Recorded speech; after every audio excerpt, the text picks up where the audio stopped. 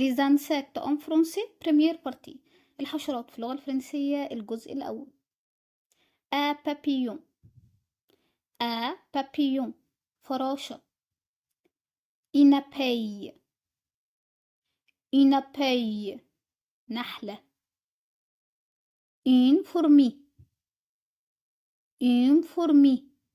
نملة. Une mouche. Une mouche. ذبابة. Un moustique. Un moustique.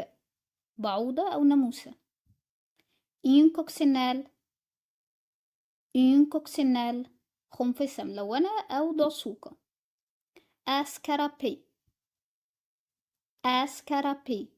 خنفسة سوداء. Un cafard. Un cafard. صرصار. وبس كده.